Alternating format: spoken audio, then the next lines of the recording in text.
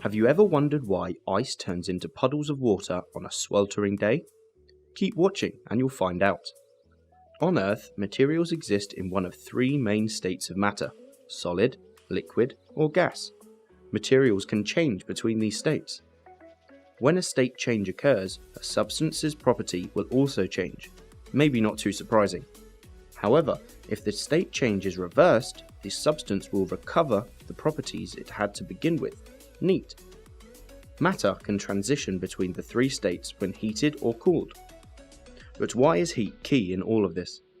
When a material is heated, it absorbs heat energy.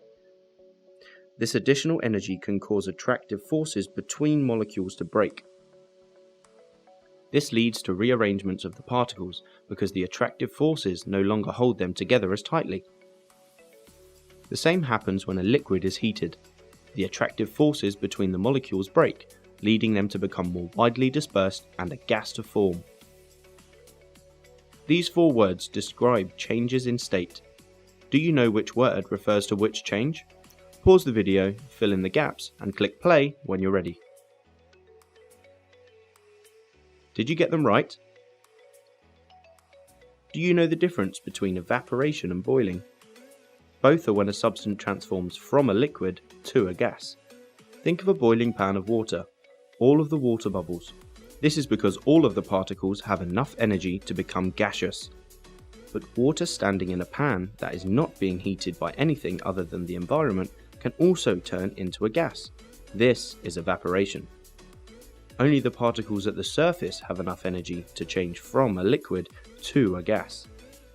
Hence, evaporation is a slower process than boiling, even though it achieves the same state change.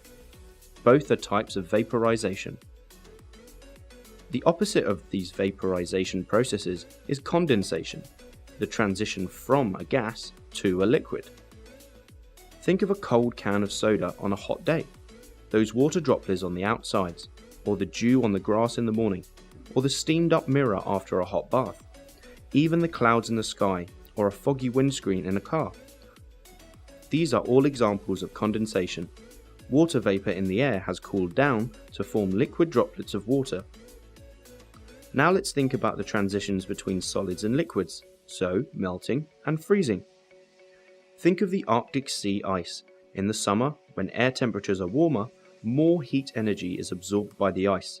This causes bonds to break between the ice's water molecules and the ice starts to melt. The solid ice becomes liquid water. But in the winter, the air temperatures are colder, and so seawater freezes, and the ice starts to form again.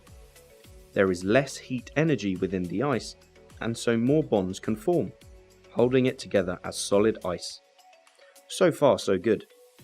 But did you know that sometimes when solids are heated, they can turn straight into gases? This is called sublimation. This is only demonstrated by particular materials such as solid carbon dioxide, also known as dry ice.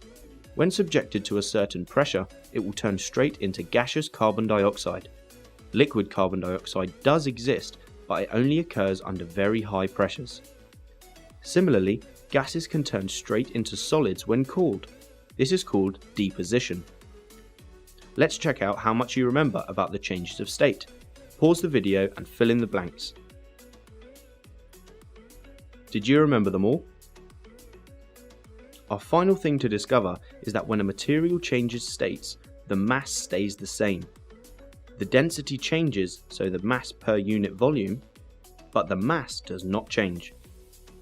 Our glass of nice cold Coke weighs the same whether the ice is solid or when the ice has melted. So there we have the changes of state. Just remember that the mass stays the same whatever the state. If you liked the video, give it a thumbs up and don't forget to subscribe.